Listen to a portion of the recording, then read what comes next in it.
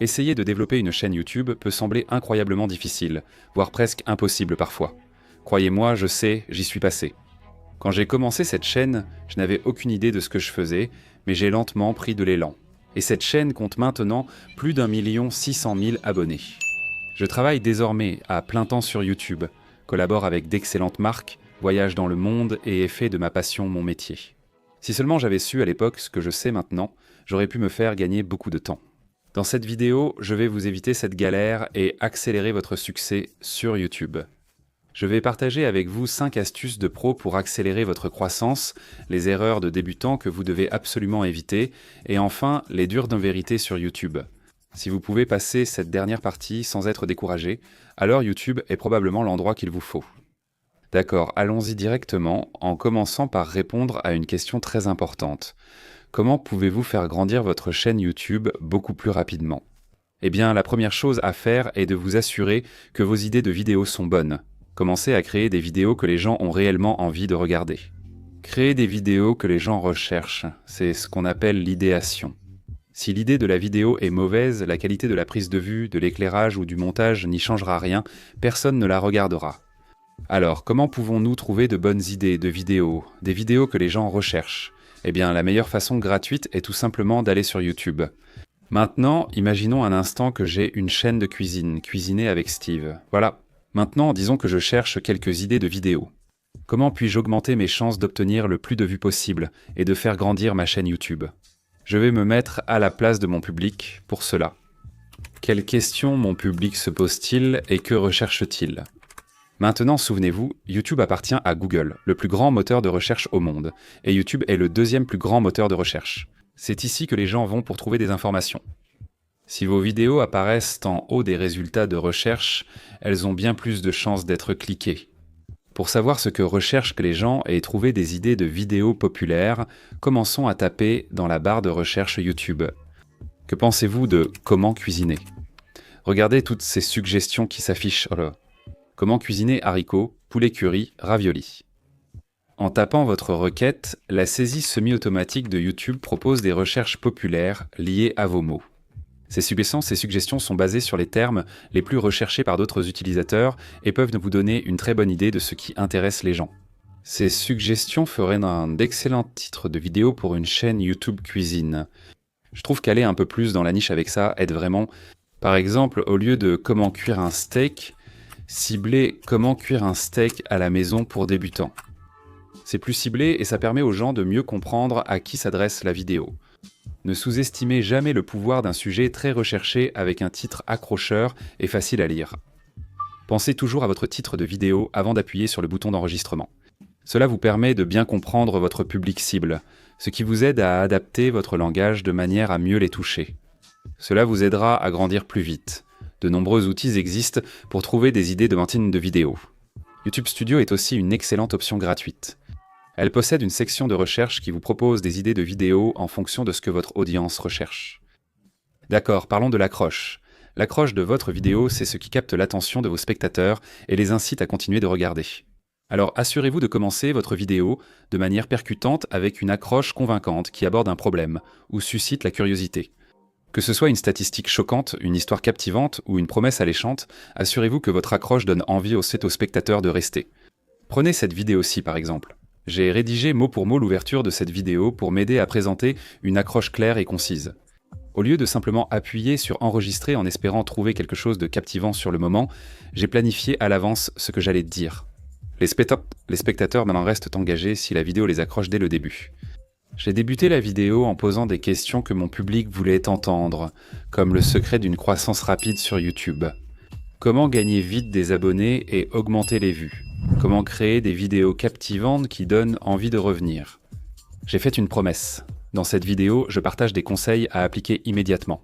Ces conseils ont permis à cette chaîne d'atteindre plus de 1,4 million d'abonnés. Je sais qu'ils fonctionnent et marcheront aussi pour vous. Je confirme que ces conseils fonctionnent. J'ai aussi ajouté de nombreux plans de coupe attrayants et des effets sonores. Aucun plan ne dure plus de quelques secondes. Et rappelez-vous, ce n'est que l'introduction de votre vidéo. Consacrez une grande partie de vos efforts aux 30 premières secondes de votre vidéo. Avec une accroche terne et ennuyeuse dans une mer infinie de contenu, les gens ne vont tout simplement pas rester si les 30 premières secondes de votre vidéo sont nulles. Voici un exemple de mauvaise introduction pour une vidéo YouTube. Salut les gars, bienvenue sur ma chaîne, c'est super de vous voir tous ici. Aujourd'hui, nous allons parler de YouTube et de conseils pour grandir sur YouTube. Mais avant de faire ça, je vais vite me faire une tasse de café, puis je vais vous parler d'une tonne de trucs sans rapport qui ne servent à rien dans cette vidéo. Je reviens tout de suite. S'il vous plaît, ne faites pas perdre de temps aux gens, allez droit au but le plus rapidement possible. Bien sûr, utilisez votre accroche pour donner un aperçu du sujet de la vidéo et de ce qui va arriver en confirmant au spectateur qu'il a cliqué sur la bonne vidéo, mais ensuite allez directement au contenu. Une accroche forte donne le ton de la vidéo et établit une connexion avec le public. Elle capte leur attention et les pousse à regarder davantage pour en apprendre plus, ce qui favorise l'un des meilleurs moyens de croissance rapide d'une chaîne YouTube, le temps de visionnage. Le temps de visionnage est point crucial sur YouTube, car il a un impact direct sur la performance et la visibilité d'une vidéo sur la plateforme. Si votre vidéo est nulle et que les gens quittent après 20 secondes, cela indiquera à YouTube que la vidéo est mauvaise, et l'algorithme ne la partagera pas et ne la recommandera pas aux autres. Si les spectateurs regardent votre vidéo jusqu'au bout, YouTube la considère comme de qualité et la diffuse à un public plus large, augmentant ses chances de devenir virale. Donc, garder les gens à regarder toute la durée de visionnage est une excellente astuce pour la croissance de votre chaîne. Mais comment faire pour que les gens continuent de regarder ? Supprimez le superflu, rendez votre contenu concis et direct. Maintenez une valeur constante pour inciter les spectateurs à regarder toute votre vidéo. Il faut équilibrer la durée de la vidéo et la profondeur du contenu. Les vidéos longues peuvent augmenter le temps de visionnage, mais veillez à garder un contenu captivant pour maintenir l'intérêt des spectateurs. Une vidéo courte et de qualité, vue jusqu'au bout, donne de meilleurs résultats qu'une vidéo longue non regardée. Organisez votre contenu clairement et de façon structurée. Utilisez une accroche comme discuter. Prenez cette vidéo. Je l'ai découpée en 5 conseils pour faciliter l'assimilation.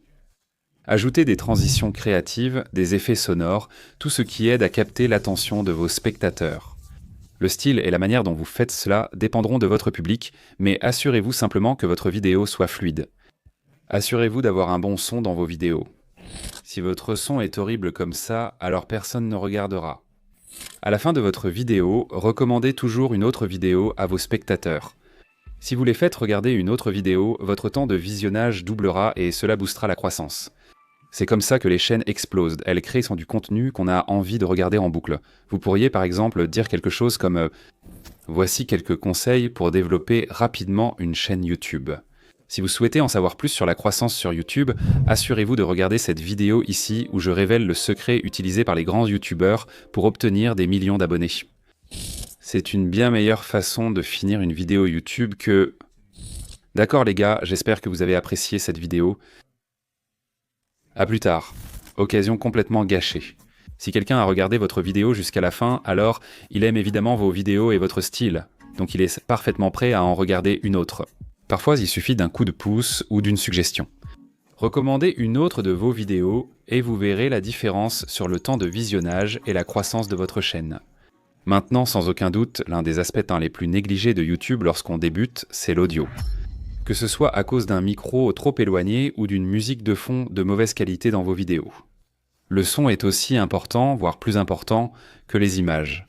Les gens pardonneront une image d'une résolution un peu inférieure si l'audio est professionnel, mais même si votre image est nette avec un son et un audio médiocre, les gens ne regarderont tout simplement pas. Ce qui tue la rétention de votre audience et vos chances de réussir sur YouTube. Passons à l'édition. Pour garder vos spectateurs engagés, abordons le montage. Une vidéo bien montée peut faire toute la différence pour retenir l'attention des spectateurs. Coupez toutes les pauses inutiles ou les segments où vous vous écartez du sujet afin de garder votre contenu concis et ciblé. Montez votre vidéo pour capter l'attention et éviter les pauses gênantes, elle sera ainsi plus agréable à regarder.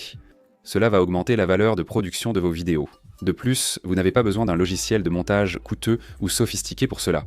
D'excellents programmes de montage gratuits offrent tout ce qu'il faut, et plus encore, pour débuter sur YouTube.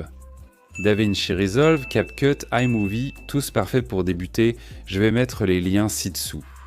Apprenez les techniques de montage de base et testez divers styles, effets et transitions pour trouver celui qui convient à votre contenu, votre public et votre narration. Adoptez un montage cohérent, fidèle à votre marque et à votre audience. Cela renforce la reconnaissance de votre marque et rend vos vidéos plus mémorables. De plus, concentrez-vous sur la production de contenu de haute qualité plutôt que de simplement produire une quantité de choses sans valeur. Consacrez du temps au montage pour des vidéos soignées et professionnelles, attirant et fidélisant plus de spectateurs. Un bon montage s'acquiert avec la pratique.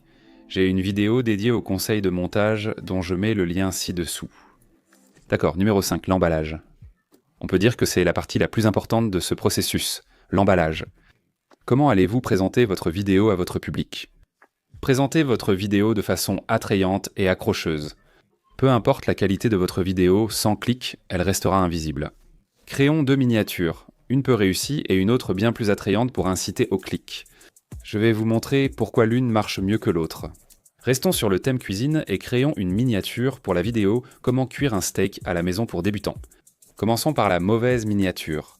Donc j'ai une image d'un steak, mais elle n'est pas très bonne, elle n'a pas l'air particulièrement appétissante et elle est mal cadrée. Ajoutons maintenant le titre de la vidéo sur la miniature, mais avec une police trop petite et illisible. Rappelez-vous, la plupart verront cette miniature sur téléphone, donc elle doit être très claire en petit format, ce qui n'est pas le cas ici. Ajoutons enfin une bordure de flammes kitsch, parce que les flammes évoquent la cuisine, non ? Il y a une certaine logique. Voilà une miniature au très mauvais aspect. Maintenant, améliorons ça et créons une miniature beaucoup plus accrocheuse et qui donne envie de cliquer. Commençons par une image de steak plus appétissante. Voilà, c'est mieux. Maintenant, au lieu de simplement répéter le titre de la vidéo dans la miniature et de nous répéter inutilement, ajoutons le steak parfait dans une police beaucoup plus grande et facile à lire. C'est bien plus alléchant. Déjà, ça a l'air bien mieux. Nous avons une image beaucoup plus équilibrée. Maintenant, aidons vraiment à attirer l'œil vers ce steak en ajoutant une flèche pointant vers le steak, comme ceci.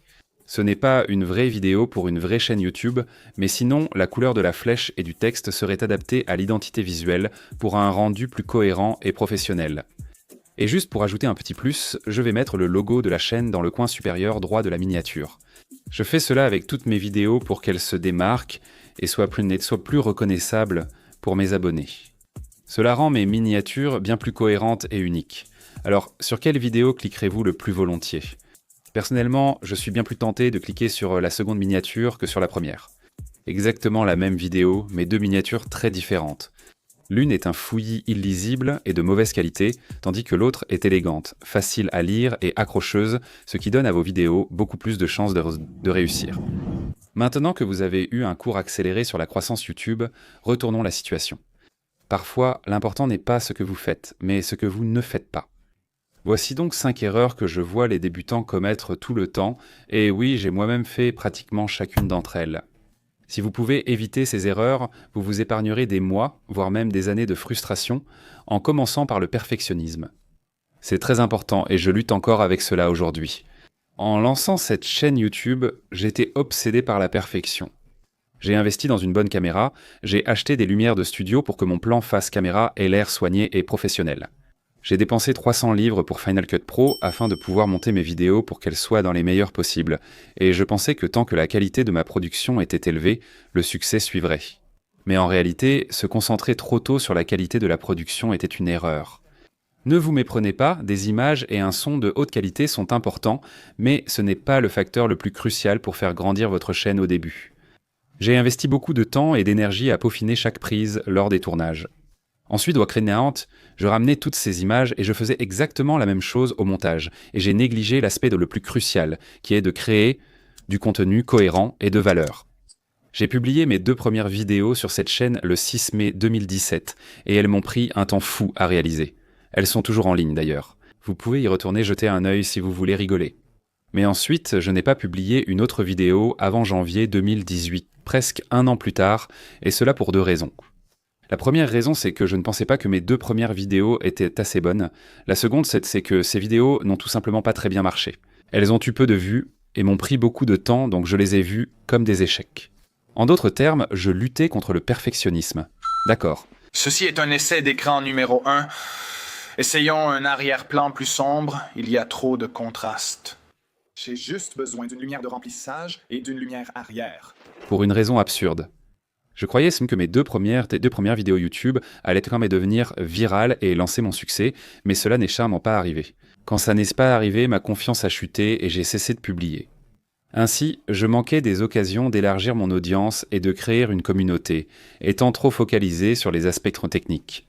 Alors, quelle est la leçon ici ? Eh bien, au lieu de stresser pour que tout soit parfait dès le début, concentrez-vous sur la création de contenu qui résonne avec votre audience. La régularité est essentielle. Vous pourrez toujours améliorer la qualité de production au fil du temps à mesure que votre chaîne grandit. Rappelez-vous, la qualité du contenu et la régularité comptent plus au début qu'une configuration parfaite. Priorisez le contenu et la connexion avec votre audience, les détails techniques suivront.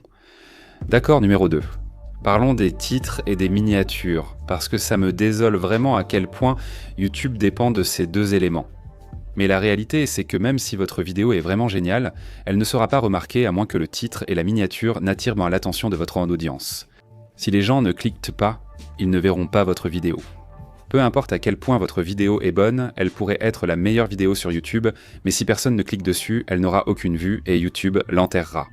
J'aurais vraiment aimé savoir à quel point il est important de planifier votre titre et votre miniature avant de créer votre vidéo.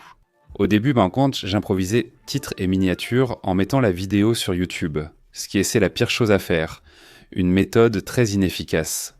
Créer une vidéo peut prendre beaucoup de temps, des jours, parfois des semaines, surtout si cela implique des recherches approfondies, des tournages dans plusieurs lieux, le montage. Mettre tout ce temps et ces efforts dans une vidéo, puis seulement penser au titre et à la miniature à la fin, c'est un peu comme acheter de délicieux ingrédients pour un repas, le cuisiner à la perfection, puis tout mettre dans un mixeur. Ça ne marchera jamais et franchement, ça a un goût dégoûtant. Aujourd'hui, je me concentre sur le titre et la miniature avant d'enregistrer. Ensuite, une fois que j'ai une idée de titre et de miniature accrocheuse, quelque chose d'intriguant, quelque chose qui apportera de la valeur et dont je sais que mon public va profiter, alors je passe à la création du plan et à l'écriture de la vidéo. Cette méthode est bien plus efficace et fait gagner du temps. Je découvre toujours de nouveaux titres et idées de vidéos. C'est là que commence chaque vidéo.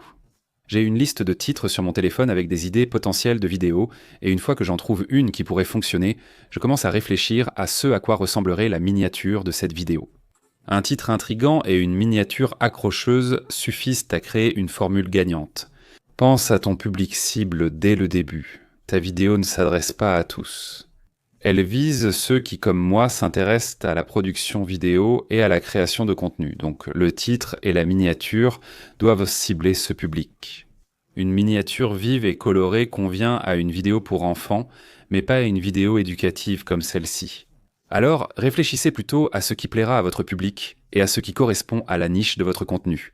J'ai hâte de découvrir votre chaîne YouTube, alors mettez le lien dans les commentaires ci-dessous et j'irai voir vos vidéos. Si j'ai des conseils ou remarque des erreurs importantes, je vous en informerai. D'accord, on continue. Numéro 3, ne pas comprendre l'importance de la rétention des spectateurs. Au début de cette chaîne YouTube, je pensais que la clé de la croissance était simple, obtenir autant de vues et d'abonnés que possible. Cependant, j'ai totalement négligé un élément crucial. La rétention des spectateurs. J'étais tellement concentré sur l'augmentation du trafic vers mes vidéos que je ne pensais pas à la durée pendant laquelle les gens restaient réellement pour regarder. Il y a un gros problème, l'algorithme de YouTube favorise le contenu qui retient l'engagement des spectateurs. Si les gens cliquent donc sur votre vidéo mais ne regardent que quelques secondes avant de partir, YouTube considère cela comme un signal que votre contenu est une vraie daube, et tout simplement, il ne va pas promouvoir ou partager vos vidéos. Avant, je considérais une vidéo avec 5000 vues comme un succès. Mais je ne réalisais pas que beaucoup de spectateurs quittaient la vidéo après les 30 premières secondes. Mes vidéos ne les gardaient pas engagées et cela affectait sérieusement les performances de la chaîne. Alors comment faire pour que les gens continuent de regarder ? Eh bien, décomposons cela rapidement en 3 points clés. Le premier, c'est votre accroche. Vous devez capter l'attention des spectateurs dès les premières secondes. Cela peut se faire avec une question percutante, une affirmation audacieuse ou un avant-goût de ce qui va suivre. Par exemple, lors d'un tutoriel, montrez d'abord le résultat final pour éveiller la curiosité sur la méthode utilisée. Pensez-y un peu comme à une bande-annonce de film. Elle doit donner envie aux gens de rester pour regarder l'ensemble. Ensuite, le rythme compte. Si la vidéo est lente, les spectateurs iront ailleurs. Faites en sorte que ça avance et supprimez tout ce qui est inutile. Si vous expliquez quelque chose, les dépenses sont Testez choses, allez droit au but et n'hésitez pas à rythmer votre contenu avec des plans de coupe, des graphiques ou même une touche d'humour pour le rendre plus captivant. D'accord, pour la narration et la structure, considérez votre vidéo comme une histoire, même si ce n'en est pas une au sens classique. Votre contenu doit avoir un début, un milieu et une fin. Lorsque votre vidéo se déroule comme une histoire, les spectateurs ont beaucoup plus de chances de rester engagés car ils sont investis dans le dénouement. Ou divisez votre contenu en sections, un peu comme celle-ci. Parcourez-les à un rythme régulier et captivant. Par exemple, si vous expliquez un tutoriel, ne vous attardez pas trop longtemps sur une seule étape. Faites avancer les choses pour garder l'attention de votre public. Numéro 4, travaillez avec des marques. Maintenant, si vous prévoyez de développer votre chaîne YouTube, ce que je suppose puisque vous êtes arrivé aussi loin dans la vidéo, alors à un moment donné, des marques commenceront à vous contacter pour collaborer avec vous. Et pour moi, cela s'est produit aux alentours de 15 000 abonnés, et cela peut être un moment très excitant. Je me rappelle exactement la première fois qu'une marque m'a contacté par email disant apprécier mes vidéos et vouloir collaborer avec moi. Au départ, il s'agissait seulement de produits gratuits, sans parrainage ni partenariat de marque, mais cela montrait que la chaîne marchait. Je savais qu'en continuant ainsi, les parrainages viendraient. À l'époque, je travaillais à temps plein et jonglais avec la création de vidéos YouTube. L'idée de gagner un revenu partiel ou complet grâce à YouTube était très excitante. Mon erreur a été de créer du contenu sur un produit juste parce que la marque m'avait contacté, ce qui est une mauvaise approche. J'ai fait cette erreur une fois et me suis promis de ne plus la refaire. Donc maintenant, j'ai une approche complètement différente quand il s'agit de travailler avec des marques, et c'est une approche qui fonctionne beaucoup mieux, non seulement pour moi, mais aussi pour le public et la marque. Quand une marque me contacte pour une collaboration, je regarde alors ma liste d'idées de vidéos déjà prévues. En général, j'ai 4 idées prêtes à tourner et je vérifie si ce produit ou service peut s'intégrer naturellement dans l'une de ces vidéos. Si ce n'est pas le cas ou si la vidéo semble forcée avec ce produit, je refuse simplement. De cette façon, je ne fais que les vidéos que j'ai envie de faire, celles que j'ai déjà planifiées et celles qui servent le mieux mon public. Je me demande toujours si moi ou mon public utiliserions ce produit ou service et en tirerions de la valeur. Juste pour donner un exemple, voici quelques emails aléatoires que j'ai reçus ces dernières semaines de la part de marques. Pouvez-vous promouvoir notre tondeuse à gazon ? Pouvez-vous promouvoir ce vélo électrique et nos couverts ? Regardez celui-ci. C'est une table qui glisse sur le lit. Ma mamie a exactement cette table. Ne vous méprenez pas. Je pourrais facilement trouver un moyen d'intégrer des produits comme ceci dans mon contenu, mais ce serait vraiment trop forcé parce que je n'ai aucune vidéo prévue où je présente une tondeuse à gazon, un vélo électrique ou des couverts. Donc je devrais modifier mon contenu pour qu'il convienne au mieux à la marque. Alors que si j'ai une vidéo à vendre intitulée « Comment filmer un B-roll urbain avec un stabilisateur pour smartphone », intégrer un stabilisateur dans cette vidéo serait beaucoup plus naturel. De plus, n'acceptez jamais de présenter un produit dans votre vidéo à moins de l'avoir testé dans des situations réelles. C'est vraiment important. Il serait insensé de recommander un produit jamais testé soi-même. Ne demandez pas aux autres de payer pour ce que vous n'avez pas testé vous-même. Une autre règle, je ne présente jamais un produit sans l'avoir utilisé au moins quelques semaines. Ainsi, si je le présente, je peux parler honnêtement de mon expérience avec ses avantages et inconvénients. Passons à la suite. La prochaine erreur, la numéro 5, c'est de trop dépendre d'un seul format de contenu. Au début, quand j'ai commencé sur YouTube, je me suis concentré sur un seul type de contenu qui fonctionnait bien au départ. Cependant, à mesure que les tendances changeaient et que les préférences des spectateurs évoluaient, ma chaîne en a souffert parce que je n'avais pas diversifié mon contenu. En misant sur un seul format, ma chaîne est devenue moins adaptable aux évolutions des intérêts du public et des tendances, limitant sa croissance sur le long terme. Que faisais-je pour résoudre ce problème ? J'ai créé des piliers de contenu. Mais qu'est-ce que c'est ? Les piliers de contenu sont des thèmes clés qui font votre stratégie de contenu. Ils aident à organiser et à guider la création de votre contenu en se concentrant sur des domaines essentiels qui sont importants pour votre audience et qui correspondent aux objectifs de votre marque. Essentiellement, ce sont des sujets larges qui peuvent être déclinés en contenu plus spécifique. Par exemple, avec une chaîne YouTube de fitness, vos piliers pourraient être entraînement, nutrition et santé mentale. En définissant ces piliers, vous garantissez un contenu pertinent et utile pour votre audience, facilitant la planification et la cohérence du calendrier. J'ai désormais 3 piliers de contenu, conseils de tournage, tutoriels de montage et croissance sur YouTube, comme cette vidéo. Parfois, je teste du matériel ou Fablichon, c'est une session Q&R, mais généralement, je reste sur ces 3 piliers. Me limiter aux techniques de tournage deviendrait ennuyeux. De plus, pendant les hivers pluvieux au Royaume-Uni, je peux maintenant filmer en intérieur. Que ce soit un tutoriel de montage ou des conseils pour progresser sur YouTube, je ne dépends plus de la météo pour savoir si je peux tourner une vidéo ou non. C'est simplement une stratégie logique que j'aurais aimé mettre en place plus tôt. Alors assurez-vous de diversifier vos formats de contenu, de garder les choses fraîches et d'attirer différents segments de votre audience. Testez divers formats vidéo, tutoriels, critiques, vlogs, questions-réponses pour découvrir ceux que vous préférez réaliser et qui plaisent le plus à votre audience. D'accord, donc si vous êtes arrivé jusqu'ici dans la vidéo, tout d'abord, bravo. Je sais aussi que vous êtes sûrement très enthousiaste à l'idée de les mettre en œuvre. Cependant, je pense qu'il est vraiment important d'être honnête avec vous à propos de certains des inconvénients de YouTube. Beaucoup arrêteront de regarder à ce moment, mais si vous êtes encore là, c'est sans doute que vous êtes sérieux. Alors parlons de certaines des dures réalités de YouTube. YouTube est incroyable. Ça peut changer votre vie, vous aider à construire une audience et même devenir votre carrière à plein temps. Mais c'est aussi difficile. Cela demande du temps, de la régularité et bien plus de patience qu'on ne le pense. Voici donc quelques vérités que je pense que vous devriez entendre avant de décider si cette plateforme est faite pour vous ou non. Je n'essaie pas de vous décourager, je vous le promets. J'essaie juste d'être honnête. Alors commençons par ce que beaucoup de gens sous-estiment à propos de YouTube, à savoir la courbe d'apprentissage qui ne s'arrête jamais.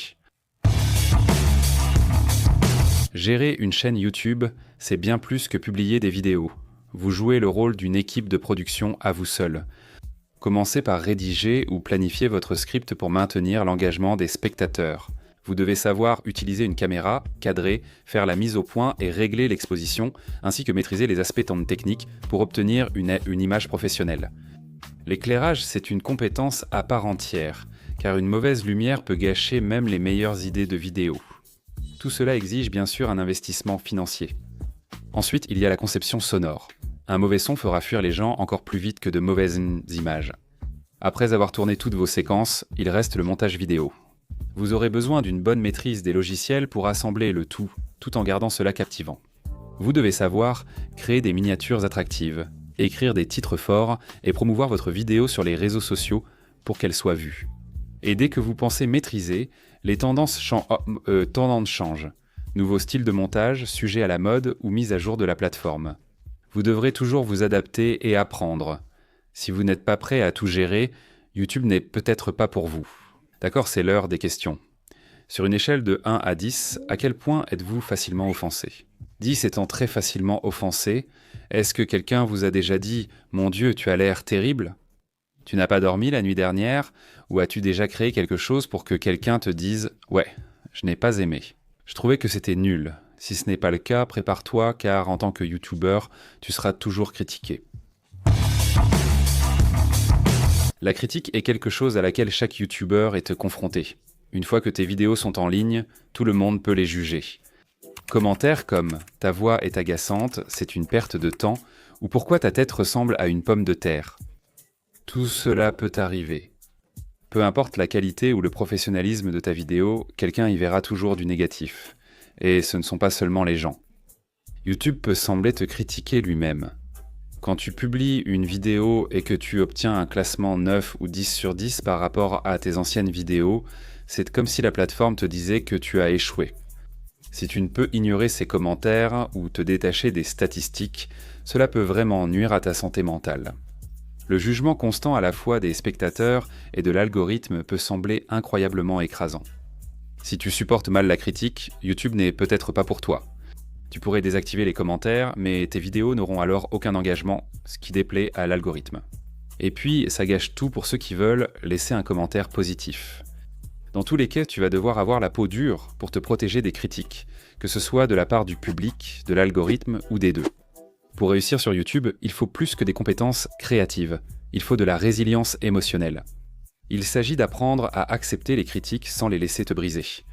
Accepter que toutes les vidéos ne seront pas des succès et valoriser le processus créatif plutôt que les seuls résultats. Au final, YouTube est une plateforme puissante offrant des opportunités incroyables. Mais il ne faut pas sous-estimer l'impact émotionnel que cela peut avoir. Si vous n'êtes pas prêt à affronter les hauts et les bas, cela peut vous épuiser et décourager. L'essentiel étant de se concentrer sur ce que vous contrôlez et de célébrer vos progrès. Rappelez-vous que votre valeur ne dépend pas des chiffres. Voici une autre question. Quelle importance accordez-vous à votre revenu et à quel point dépendez-vous d'un salaire régulier ?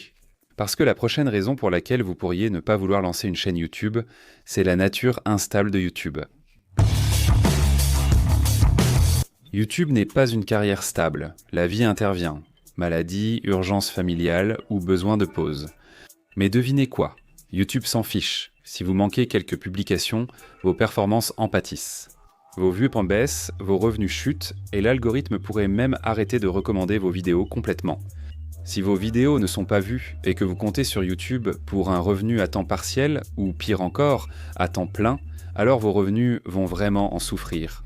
Que ce soit via AdSense, le marketing d'affiliation, sans vues, vos revenus vont chuter drastiquement. Les revenus peuvent être un facteur très instable. Les dits revenus publicitaires fluctuent en fonction des vues, des saisons et des annonceurs. Les sponsors, eux, c'est super, mais ils viennent avec des délais et des attentes. La pression est constante. J'ai collaboré avec de nombreuses marques, dont certaines avec lesquelles je ne retravaillerai pas. Que ce soit à cause de retard de paiement, d'exigences excessives ou d'une volonté de trop contrôler la chaîne. J'ai aussi eu beaucoup de chance et collaboré avec des marques incroyables au fil des années. Mais si vous n'êtes pas quelqu'un qui en est à travailler avec de grandes marques et que vous ne pouvez pas gérer l'instabilité, que ce soit financièrement ou émotionnellement, alors ce chemin n'est peut-être pas fait pour vous. La lutte est constante, les revenus instables, et suivre le rythme n'est pas toujours facile. D'accord, évoquons l'impact émotionnel sur YouTube. Être youtubeur ne met pas seulement vos compétences à l'épreuve, cela met aussi vos émotions à rude épreuve. Vous vous comparez constamment aux autres créateurs. Vous voyez leurs vidéos avoir plus de vues, de likes, et vous vous demandez « Que fais-je de mal ?» L'algorithme est impitoyable. Il ne se soucie pas de l'effort que vous mettez dans une vidéo. Il ne s'intéresse qu'à la performance. Vous pouvez passer des semaines à créer une vidéo, y mettre tout votre cœur et votre âme, et elle peut quand même échouer. Le sentiment d'échec est quelque chose auquel vous serez confronté encore et encore, peu importe à quel point vous êtes doué pour faire des vidéos. En tant que créateur, nous prenons souvent notre succès ou échec personnellement. Le nombre de vues, de likes et de commentaires donne l'impression d'être un reflet direct de notre valeur en tant que créateur de contenu. Quand les chiffres ne concordent pas, on commence naturellement à douter de ses capacités. Vous pouvez vous demander « Mon contenu est-il suffisant ? Cela vaut-il la peine de continuer ?» Si vous avez du mal avec l'estime de soi ou si vous trouvez difficile de vous détacher des statistiques, YouTube peut vraiment nuire à votre santé mentale, et je ne dis pas ça à la légère. Je connais de nombreux créateurs ayant souffert de problèmes de santé mentale à cause de YouTube ou des réseaux sociaux, et je sais que certains penseront « pauvre chou, trouve juste un travail normal ». C'est justement le but de cette vidéo. Peut-être que YouTube n'est pas fait pour vous. Peut-être que vous devriez simplement envisager de trouver un travail normal. Sur YouTube, sans équipe, vous êtes souvent seul à tout gérer. Scénario, réalisation, montage, marketing, etc. L'absence de pairs pour partager la charge et soutenir peut rendre l'isolement épuisant émotionnellement. La pression de respecter les délais, produire du contenu de qualité et rester pertinent peut entraîner l'épuisement. Quand on est épuisé, même de petites tâches semblent énormes, et la joie de créer disparaît vite. Si tu manques de résilience ou que ta santé mentale risque d'en pâtir, YouTube n'est peut-être pas pour toi. Alors, est-ce que YouTube en vaut la peine ? Maintenant, cela dit, YouTube n'est pas que négatif. Ça peut être une plateforme incroyablement créative. C'est l'occasion de partager votre passion, de rencontrer des personnes similaires et de créer une entreprise autour de ce que vous aimez. Mais il est important d'y aller en étant bien conscient. YouTube demande beaucoup de travail. Il vous faudra probablement des années pour réussir et ce n'est pas fait pour tout le monde. Si vous acceptez critiques, apprentissage difficile, instabilité et défis émotionnels, cela peut être une expérience très enrichissante. L'essentiel est de savoir dans quoi vous vous lancez et de vérifier que cela s'aligne sur vos objectifs, valeurs et forces. Si c'est le cas, alors YouTube pourrait bien être la solution idéale pour vous. Si cette vidéo ne vous a pas découragé, félicitations, YouTube est pour vous. Vous devrez apprendre à filmer des vidéos au rendu professionnel. Donc, si vous souhaitez apprendre quelques astuces et techniques de réalisation avec un smartphone, assurez-vous de regarder mon masterclass d'1 heure en cliquant ici. C'est tout pour moi. Merci d'avoir regardé et à la prochaine vidéo.